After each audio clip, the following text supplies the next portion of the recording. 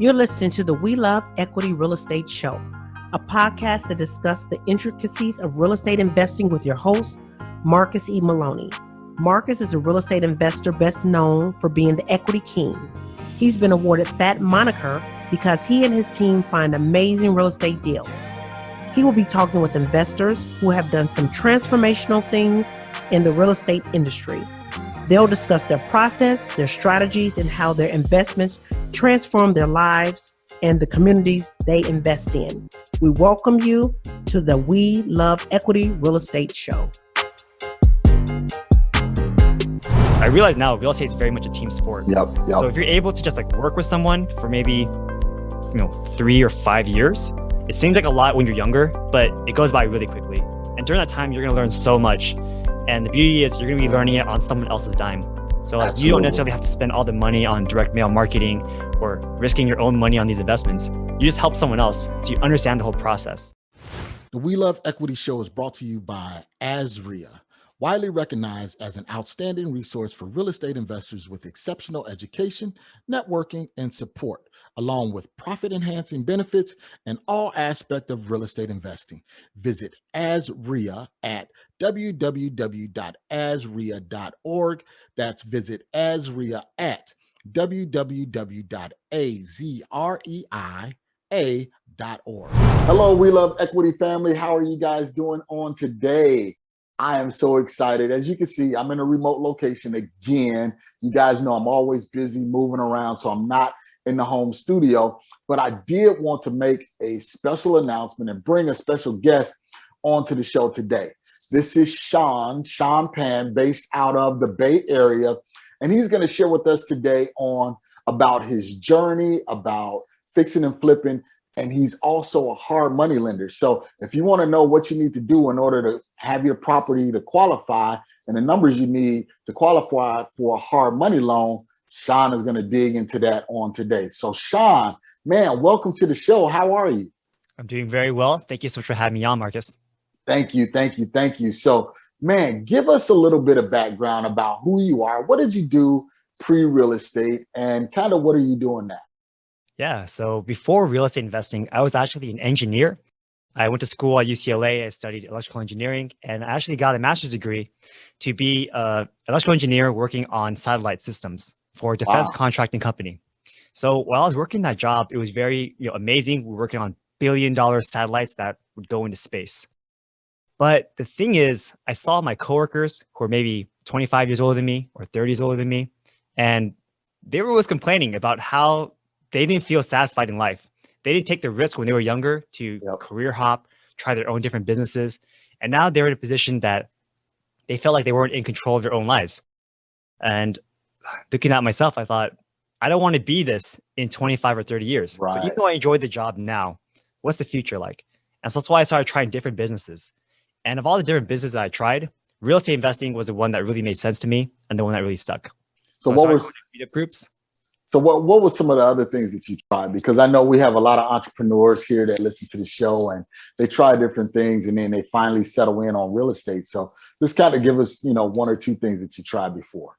Yeah, like in college, we actually started like a Craigslist killer. Basically, we wanted to create, a community-based, trading platform essentially. Okay. And we we're gonna make it better because Craigslist is really ugly and outdated. Right. And I was working with my college buddies. It went really well, but we were having a hard time getting more users on the platform, right? Because if they're already using Craigslist, they would just keep using Craigslist. Why would they want to switch in the first place? Exactly. We also tried doing e-commerce stuff. So I was selling products on Amazon. Okay. I even labeled my own selfie sticks. I call them kawaii selfies. And I tried to sell them online. I made some money from it, but from all this work and having inventory risk, buying products and having them in the storage and paying for that, at the end of the day, you're only making a couple $1,000s. So I figured real estate's better because you make more money per transaction. So it's less work on your part. Okay. So for those people that are pivoting, they trying to do some e-commerce, online stores and everything like that. Now they say, you know what, I want to do real estate. How did you make that pivot? How did you go from your engineering career over to real estate? So I actually realized that I wanted to be a real estate investor maybe 5 or 6 years ago. So I started going to the local meetup groups and I started networking with other people, understanding their journeys and kind of emulating what they did. And I actually had to set myself like a timeline. I said, within 3 years, that's when I'm going to leave. So during those 3 years, I worked really hard at my job. I saved a lot of money and I started investing in different real estate things.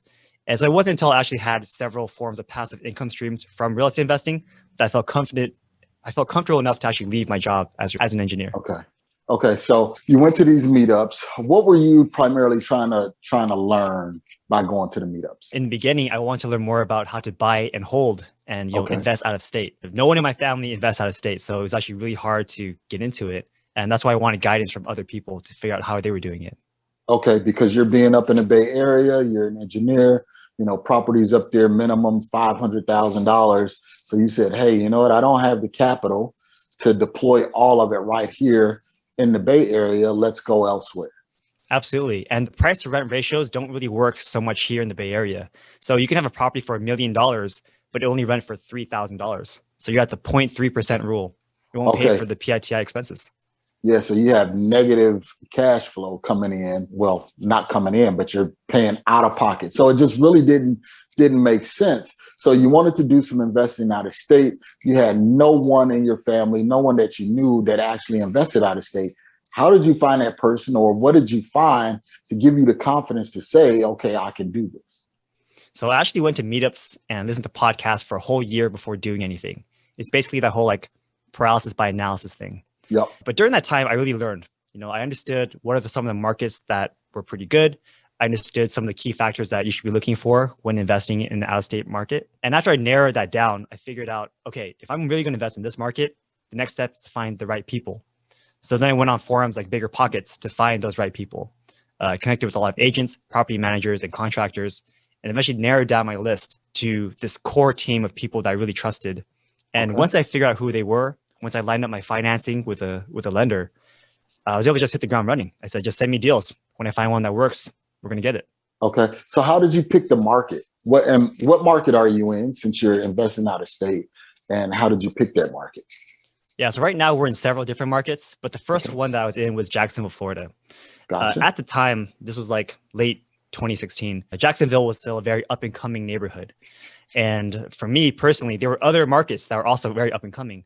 But since I'm based in California, I'm not used to snow, right? Yep. I'm not used to tornadoes per se. And I figured that this tropical climate that Florida had was pretty similar to what we have here in California. So I felt comfortable investing over there. That was basically it. Honestly, when I was first getting started, it was just going to different meetup groups and seeing those like top 10 lists. Not every like city is going to be in the exact same spot, but most of the same cities show up on those same lists, if that makes sense. Gotcha. And the reason why I ask you that is because a lot of people, they have that fear of investing out of state. They feel like I have to be able to walk the property. I have to be able to touch it. I have to be able to, meet the tenants and everything like that. And you're proving it that you absolutely don't have to have that in place. You just need to have a strong team. And you found that team, through meetups, through Bigger Pockets, through online resources, and you were able to pull the trigger and get started. Yeah, I want to make a quick comment on that. Sure. So a lot of people do think that you need to be there to actually invest because it's safer. But I argue, like, I'm not an electrician. I'm not a contractor. So me physically going to the property isn't really going to do much because I don't know what I need to know. Yep. I hire, property inspectors to go in. My property manager is a professional in that market, so they know what rents are. They have contacts for other contractors that they work with a whole bunch of times, so they get discounts. And so their teammates can tell them, oh, this is what you need to make this property rent ready. So yeah, me going there and staring at bricks doesn't really mean a lot. Useless. There you go. There you go. Because a lot of people, they just have that old mindset of, I have to be doing something in order for it to work. And what you guys need to do and what you need to focus on is doing what Sean did, and that was building that team, and then let that team deploy and use their expertise in order to make things happen. So Sean, that first property, how did you find it, and kind of what was the numbers on it? The first deal really wasn't anything too sexy. I understood that not every deal needs to be a crazy home run, especially if it's your first deal. Yep. Like your first deal should really just be a way that you can get into the business so that you understand the whole buying process. You understand how rentals work. What are some of the, common like upkeep or things you need to do to make something rent ready. And so the deal I had was okay. This property was listed for around $100,000 on the MLS. And these owners were older folk who had a property rented out already. So I already knew that because it was rented out to tenants, that only an investor would buy this property. And this property was also on the market for over 3 months. So it was sitting there for a while. I could tell that the sellers were kind of frustrated and wanted to sell. So I kind of lowballed them. I offered them $70,000. They didn't take it. I negotiated with using my agent and the seller's agent.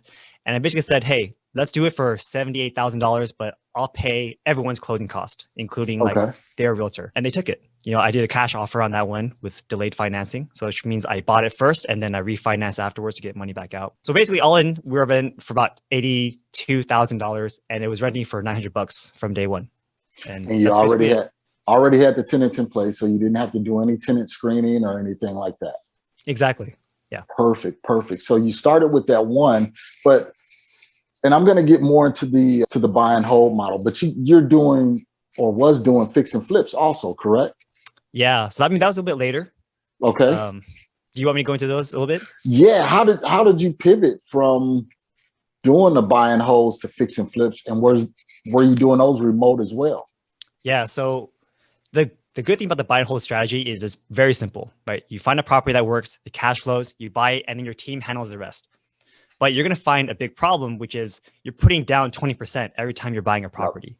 Yep. So, you know, like I was working a full-time job as an engineer, but it doesn't mean I have infinite funds to then buy more and more rental properties. So I realized if I wanted to scale my rental portfolio, I need to find another business that can give me more cash. Well, what's a very easy business that can give you cash? Wholesaling and flipping homes. Yep. In the Bay Area, home prices go for around $1 million in as-is condition. It's nuts. So that means the buy and hold model doesn't work here, but the flipping model works very well here in the Bay Area because because a spread of like 10%, that's $100,000. That's a full year salary as an engineer, right? But long story short, I was attending these meetup groups.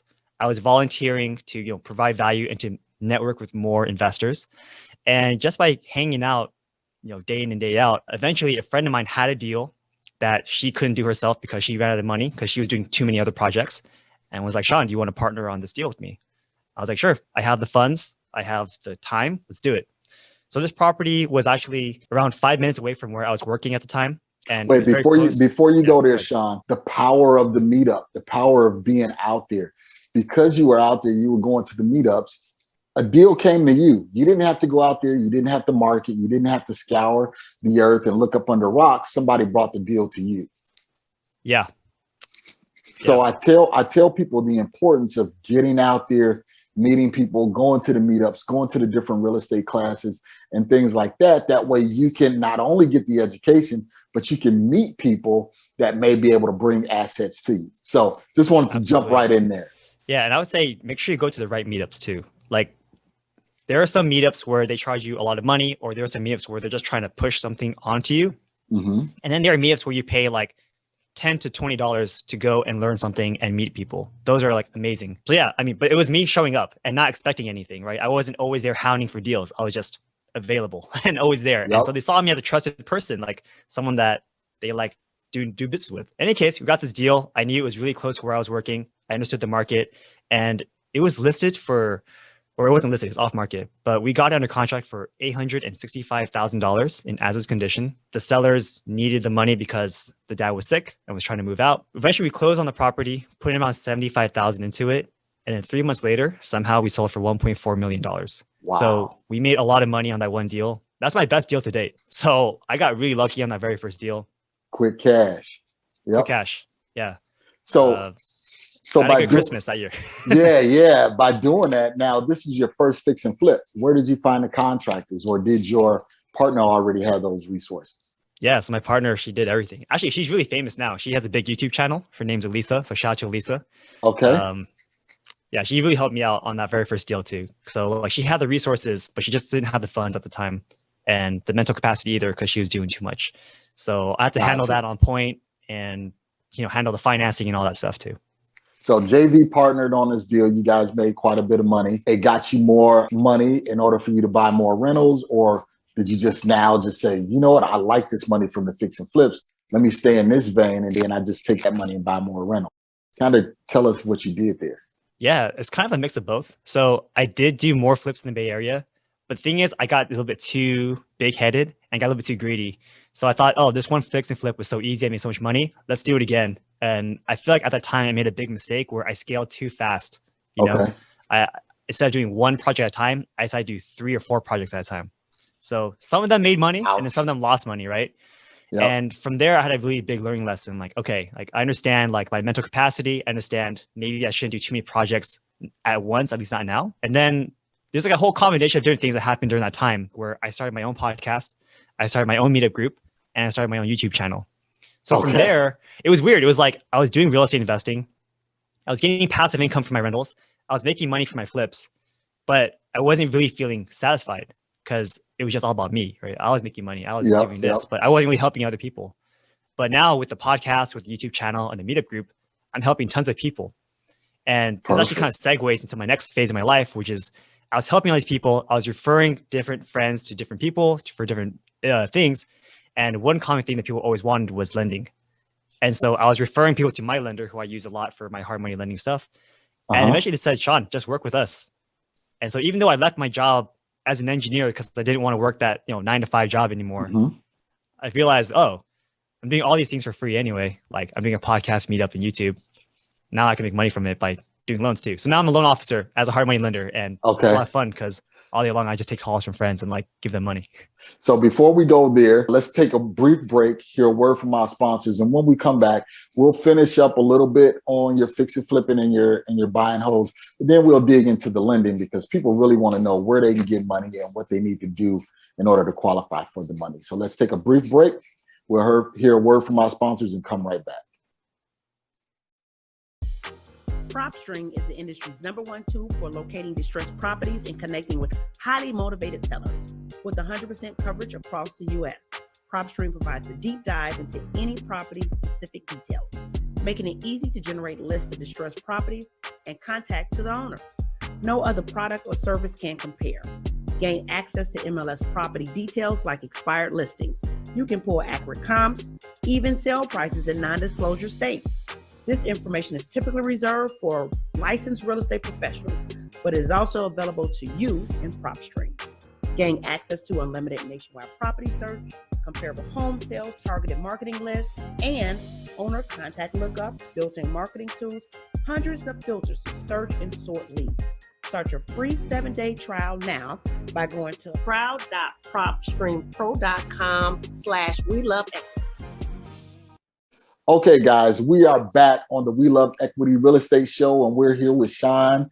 And Sean is a hard money lender, fix and flipper. He is a buy and hold passive investor, invest out of state. So he's in Cali and investing in Florida, so cross country. So if he can do it, you can definitely do it. You just got to build and find the right resources. So Sean, now you have this portfolio over in Florida. Now tell me, is all of your assets in Florida or where are they at? No, so we have properties in Georgia and Texas as well. Okay. And my fiance even has one here in the East Bay in California. Okay, so Cali, Georgia, Texas, Florida, and you're doing all of this through the help of your resources as far as your partners, and that's your property manager and agents, correct? That's right, yep. And refresh everybody's memory. Where did you find these people at? Ooh, so most of them, I would say initial contact is through a website like BiggerPockets, where once we determine the market we want to go into, we just write on the forums and ask for help. Like, hey, what are some of the great zip codes to invest in these markets? You're going to get a lot of people applying to them. A lot of them are actually investor-friendly agents, and you could just call them and see how they act on the phone. Some people are really friendly and will tell you everything, and some people are not so good on the phone, or they just reply back to you. And then of course, we also go on Facebook groups. We found some wholesalers through that method too. And then a lot of people are just referrals from those initial points of contact. Gotcha. So again, nobody that you physically had to go out and sit down, had dinner with, meet and everything like that, because you're, 3,000 miles away, but you did all of this via online. So guys, there's absolutely no excuse. If you have the time, get out there, get online, go to the different networking groups and find what you need. The resources are out there. You just have to be where those resources are. And you can easily find that by, again, doing some research and going online. So Sean, you're doing all of this, man. You started the podcast, and we're going to talk about that briefly also. But now you're a lender. So how did you get into the lending space? I know you said that you were referring everybody over to your lender, but you knew absolutely nothing about lending. So, how did you know how to follow the regulations and the laws and everything like that? Well, it's funny because as a borrower, I feel like you learn a lot about the lending space.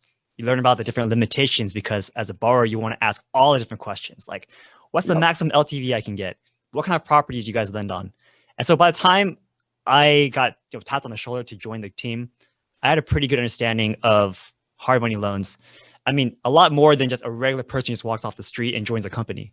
So by that time, I was actually a pretty good asset because I didn't need any real training to do this job. Okay. So, and what's the name of the hard money company?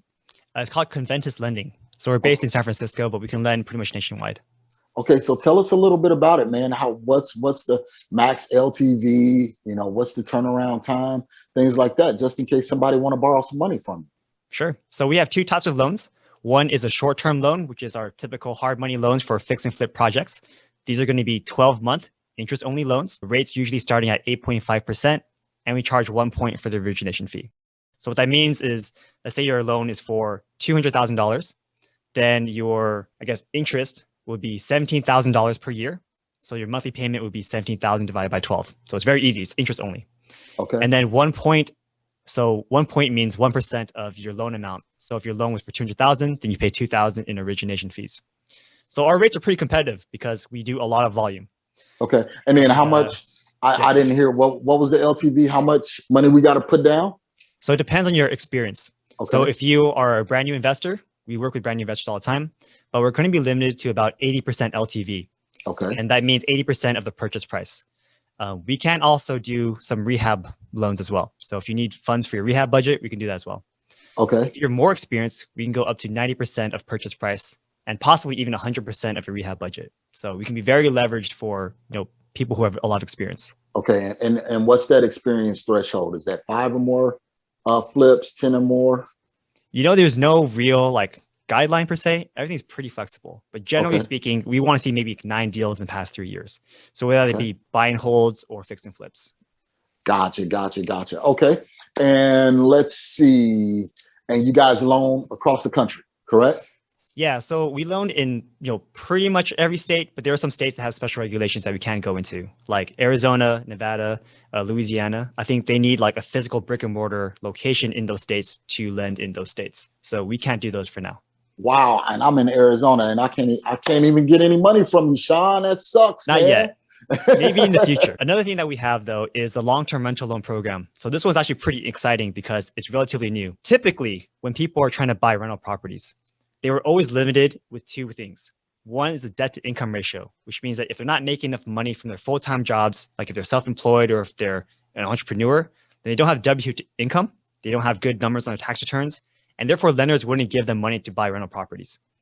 Another issue is if they had too many rentals already or too many loans, then after 10 loans, you couldn't get financing anymore either. Yep. So now we have a 30-year long-term rental loan program that kind of does away with that issue because we don't look at your income. We don't look and don't care if you have a bunch of loans.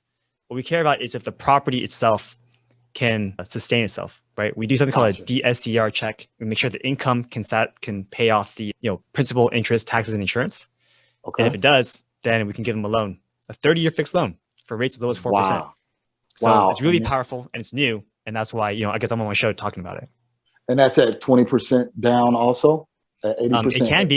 It can be. That's the maximum LTV. Although I've seen that for most of my clients, they prefer to be in that 60 or 65% range for a cash out refinance. These people have large portfolios and they were using private money loans to fund them in the past at 8 or 10%. So now we come in at 4%, 5%. They love it. Wow, that sounds good. I mean, that sounds tantalizing because I'm kind of in that situation where you have the private money loans at 8% and you're like, okay, well, I need to roll these out and get some conventional loans on them. And you guys will be able to provide that. So I'm definitely going to talk to you about that, Sean. And is that across the country or is that still those stipulations you can't do it in certain states? Unfortunately, we can't do it in Arizona at the time. Okay. Well, good thing most of my rental properties are not in Arizona, so we can definitely talk.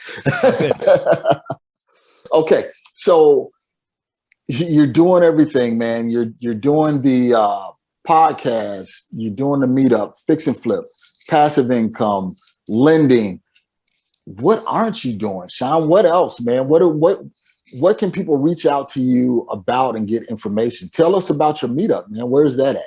Sure. So I guess, first of all, what am I not doing? Yep. We haven't been really big on the short-term rental space just yet, but we are trying to get into it in the very near future. You know, my fiance is very interested in that, and she loves the whole like design aspect of it. It's basically like a mixture of fix and flipping and buy and holds all into one. It's Airbnb and short-term rentals. Well, you just got to convert one of your properties in Florida and just try it out. Exactly. Actually, we're going to rent this place out. This is my personal residence. We might move in the near future, so we're going to make this into like a Airbnb, but not necessarily a short-term rental, maybe like a 30-day rental. Okay, there you go. Yeah. There you go. Okay, and then tell us about your meetup. Yeah, so my meetup is called the Everything Real Estate Investing Meetup. You can find it on meetup.com/everythingrei. We meet up twice a month. And because of COVID, you know, we've been doing it all online. So no matter where you are in the country, or even if you're not in the country, you can join our meetup groups. It's usually the second and fourth Tuesday of the month. And we have two types of events. So one is a pure networking group. So we kind of simulate the bar experience, where I break everyone out into separate, you know, groups of 4 or 5 people. So you just network with those 4 or 5 people. And every 20 minutes we switch. So doing this is a great way to kind of mix experienced investors with brand new investors, and then you talk, and then after 20 minutes, you know, you break away. If they want to connect further, then of course you can get their contact information and talk offline. And then the other meetup events we have is when I invite a guest over to talk about a certain product or their investing strategy.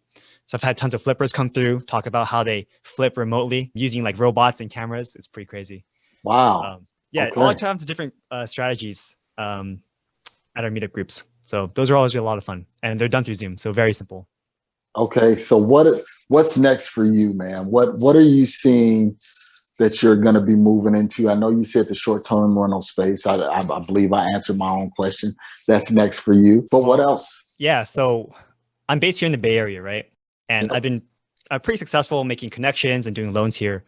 But because of this whole working remotely aspect of it, we're actually thinking about moving to Texas. We were there about 2 weeks ago on a trip overseeing a property that we recently closed on.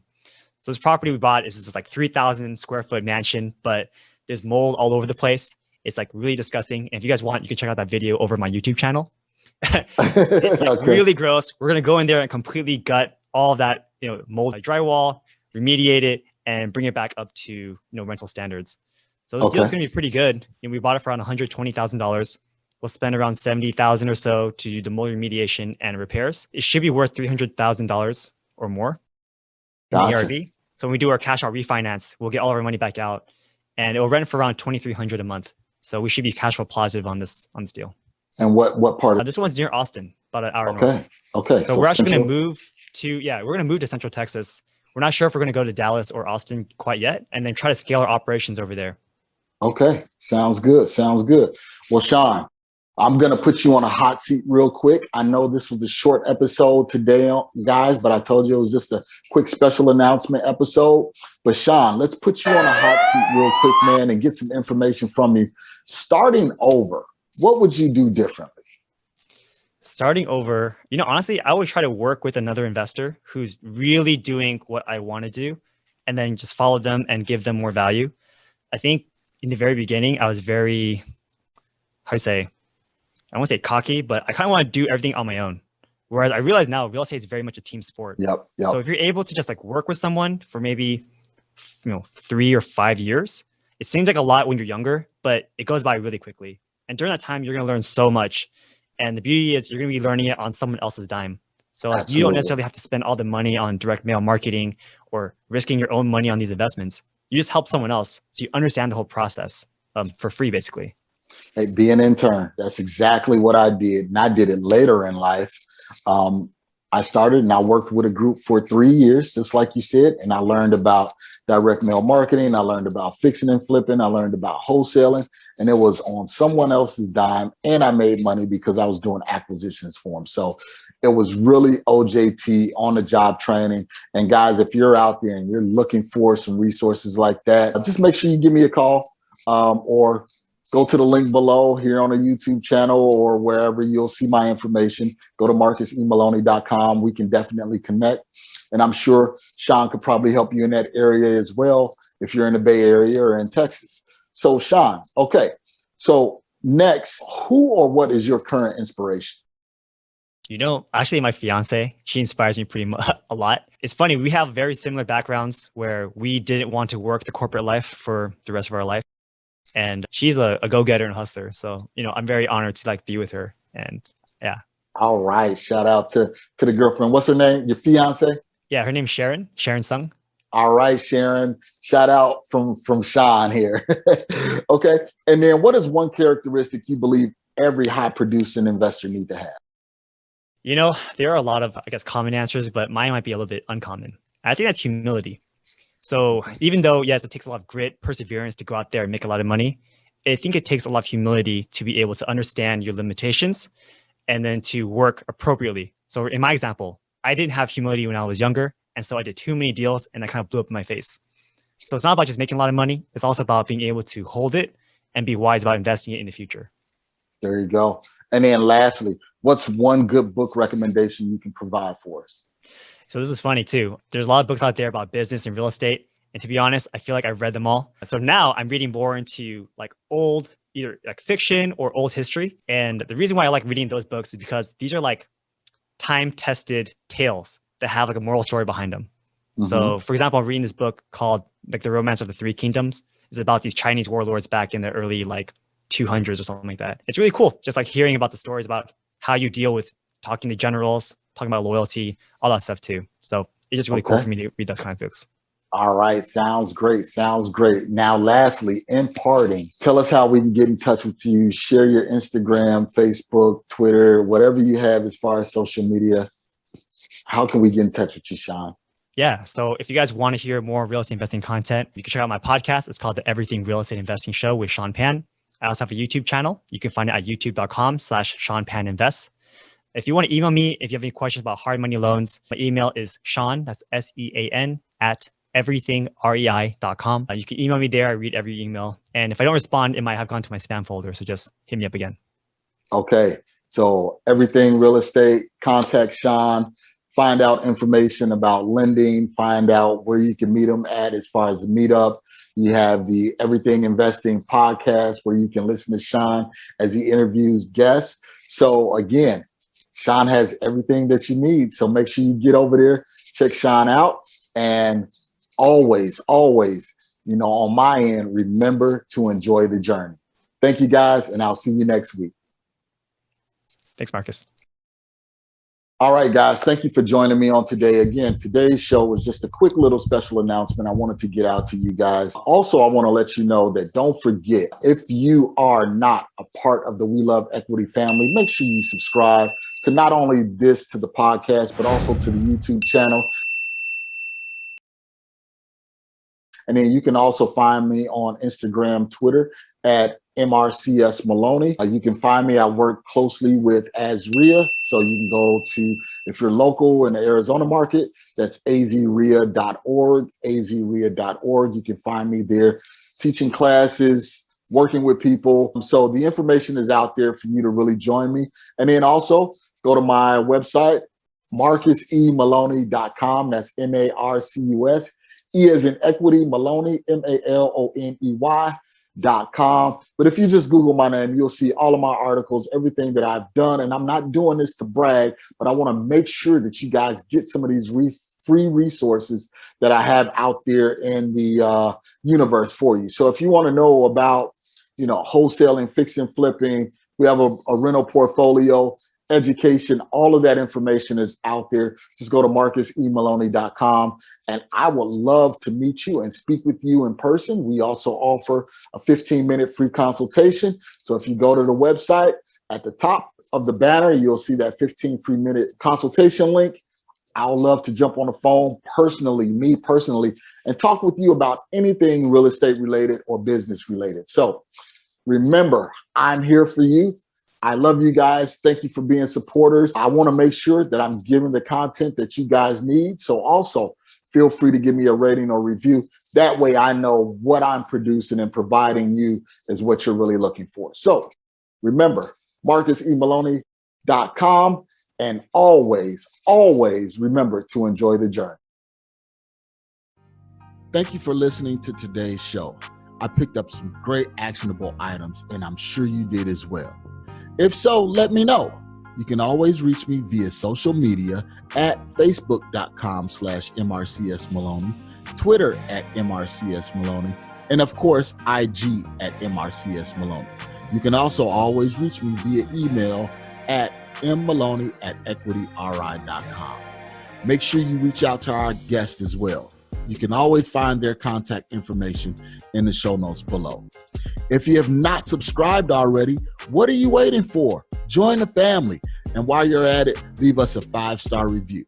This is how we tell if we're providing you with what you need for your journey. If there's someone you would like for me to interview, or if there's a subject matter you would like for me to cover, please let me know. Finally, if you're looking for additional information about real estate investing, go to equityrealestateblog.com. Also, youtube.com/Marcus Maloney. Until next time, family, always enjoy the journey.